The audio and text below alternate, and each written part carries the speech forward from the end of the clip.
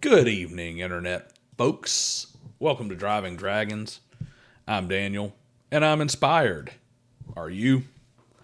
If you are a GM, you should be, because inspired is likely the single most important state of being for an effective game master. The very soul of the adaptable organic narrative is being inspired constantly. And for those of you who just rush to the comments section to yell about no prep at the mention of the word narrative, I hate to inform you that this is even more critical for you. At least if you want enduring, memorable games your players aren't sick of in 5 or 6 sessions. When Gary Gygax penned the legendary AD&D Dungeon Master's Guide, he dedicated an entire appendix to it. Appendix N, Inspirational and Educational Reading. Now, I have always had an issue with Appendix N. I find it lacking and a bit hamstrung by the narrow focus of Gary's reading habits. Hold on. I know I'm giving some of you guys whiplash from pulling up short on these mad dashes to the comment section every other sentence, but hold on for just a few minutes before you light those torches and sharpen your pitchforks. Gary could not have foreseen the Hickman Revolution, let alone the evolution of his wargame-derived fantasy adventure game into the collaborative storytelling experience it is today. Again, wait a minute, promise the comments will be there at the end of the video. I said storytelling. And I hate to tell you all, but that is what we're doing when we play these games. We are telling the story of these characters. Sometimes we tell it tied to a greater narrative. Sometimes we tell it as it happens, completely divorced of any outside influence. But in the end, simple or complex, shallow or deep, we are telling stories. This is, after all, why Appendix N exists. Gary was inspired mostly by science fiction and fantasy pulps of the early 20th century, as well as the great works of the genres and the later novels that were inspired by both. However, there are some serious holes in the curriculum of Appendix N, particularly if we take it as a guide for being a better narrator and story crafter as a GM. I was thinking the other day about how one would adapt Moby Dick by Herman Melville as an adventure.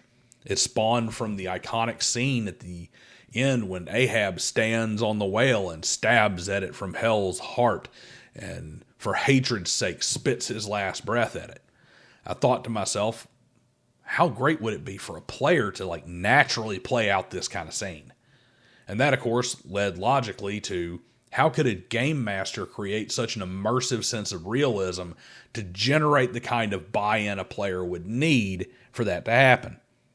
Melville said that Ahab piled upon the whale's white hump all the rage felt by his race from Adam on down, and that were his chest a mortar, he would burst his heart's hot shell upon it. Of course, you can't, as a GM, come out and say something like this, because that's taking control of a PC and instructing their behavior and emotion, which is that's the purview of the player. That's what player agency is. More, it was a question of how can I, as a GM, make my players feel this kind of emotion vicariously through the vehicle of their characters, so that when their white whale, be it a ancient red dragon or a horde of orcs under the flag of a particular tribe, appears. How can I inspire a player to want to yell at the other people around the table, "Speak not to me of blasphemy, I would strike the sun if it insulted me," before doing something that, succeed or fail, no one forgets? I thought to myself, the classics are just as much of a value to a game master, or any player for that matter, as Appendix N, and really indeed all of modern fantasy. But I wasn't exactly sure of how I was going to structure that as a video or videos. After all, I can tell you that Bleak House by Dickens can improve your social world building as much as the Silmarillion or Lord of the Rings can improve your general fantasy world building. However, it isn't like stories about a bunch of 19th century English lawyers translates into a great adventure, no matter how well what Bleak House is a D&D module with a goofy thumbnail would play out in the algorithm. Lucky for me, I subscribe and have notifications turned on for No One of Consequence. He has a great channel, and you should also subscribe to it. And while we're on the subject, like, share, hype, subscribe, hit the bell icon, join my Patreon, become a channel member, send a super thanks, all that good stuff. I'd remind you to share your thoughts in the comments, but I'm sure they are already on fire following the use of words like storytelling, narrative, and saying that there are holes in Appendix N. So no one of consequence came out with a video. My Appendix N addendum, where he suggested adding several Victorian-era adventure novels to Appendix N as supplements. So like all good creators, I immediately stole this as the solution to my problem. While it isn't just classics, and it is by no means an exhaustive list, I've come up with several books and/or series that I think you should add to your reading list in order to improve your skills as a game master. For each, I will also tell you what key benefit they give to an aspiring GM. So here they are, 8 works of fiction that should be added to Appendix N. Kicking things off, we have Corvid Codex Volume 1. You thought that I wasn't going to shill my book this time, didn't you? I'll keep it brief, particularly since neither myself nor any of my other authors in this book would even pretend to deserve to stand next to the works on this list. It's a collection of fantastic sci-fi, fantasy, and science fantasy short stories. We're working hard on Volume 2 as we speak. Get yours today so you can finish it before Volume 2 drops. Let's get back to work. I will open with the obvious. I already spoke about it, and it was the reason I started along this line of thought in the first place. Moby Dick, the 1851 whaling novel by Herman Melville. Not only should you have already read this great American epic just because everyone should, but there's a lot that a GM can get out of it. There is essentially no end to everything I think you could grift from this book to make you a better GM. Hell, there are even a few ways you could adapt it directly to an adventure module, and I think I may do that just for funsies. But if I have to narrow it down, I would say that the two big themes are layering themes and narrative perspective. That's the two things I would say a GM gets most from it. Moby Dick is loaded with themes, and they are wonderfully black and white. Good and evil, obsession and prudence, faith and ego, the list goes on, but the issues are very, very clear-cut while the characters are left to struggle with them, just like they should be in your game. You don't need to wax philosophical, just recognize how to create the situation and let the players cook.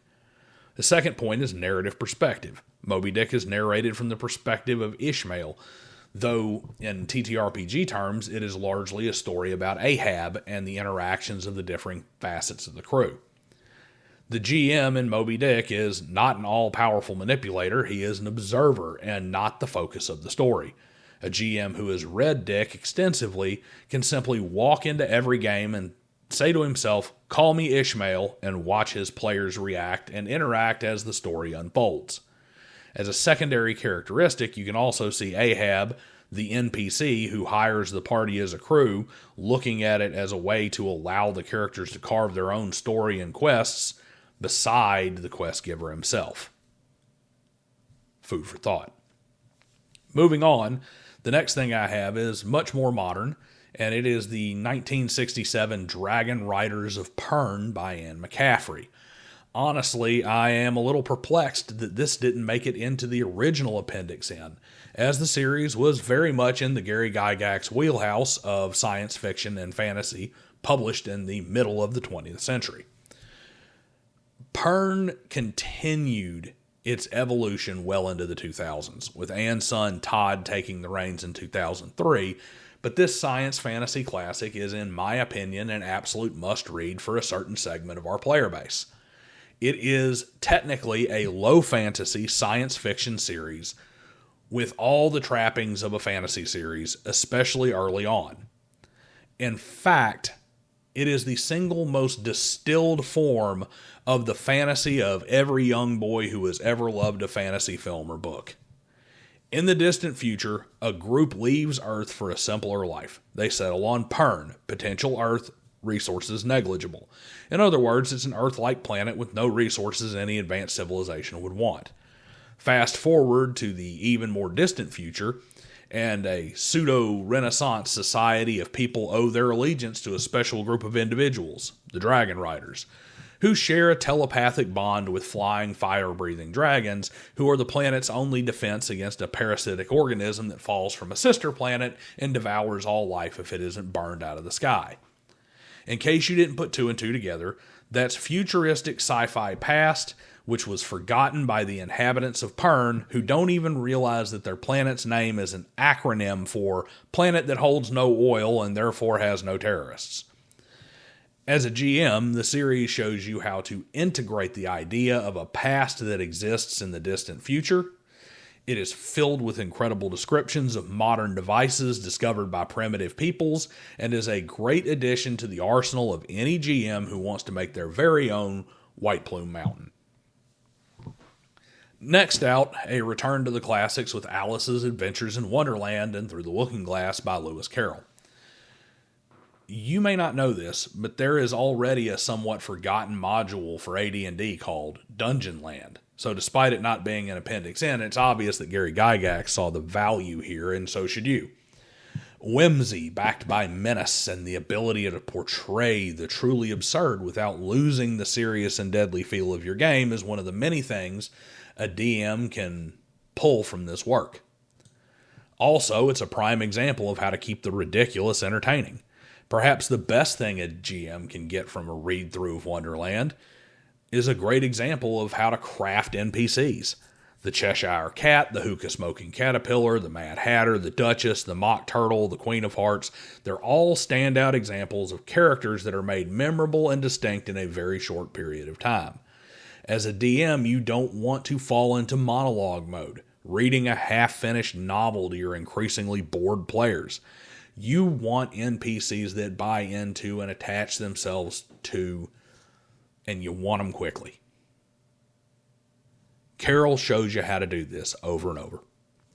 Next, from the world of historical fiction, I recommend adding the Warlord Chronicles by Bernard Cornwell.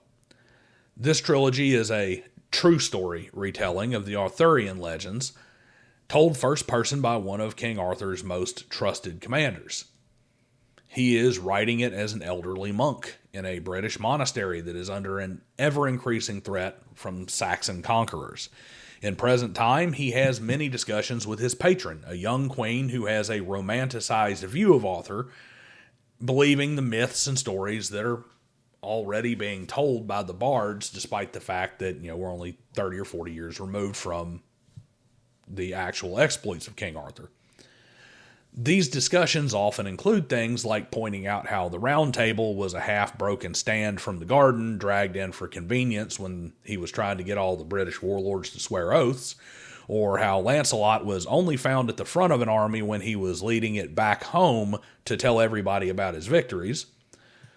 But all in all, it's an excellent lesson in how to ground the mythological in reality, and as a GM, how you can use it to your advantage in numerous ways. PCs who hear tales of deeds by an NPC that they know are false, or even the stories of their own deeds being misattributed to opportunistic charlatans. Quests of legendary treasures that turn out to be, we'll just say underwhelming. And ideas for how you can infuse your world with magic, but without making that magic too mundane and too obvious. Next up, we have David Gimmel's Draenei Saga, starting with the 1984 Lost Cause standout Legend. Much like the Warlord Chronicles, you can learn how to humanize mythic figures from this series. Here, a DM can learn how to lay the foundations for players to build their characters' own legends, or ensure that no one remembers their names.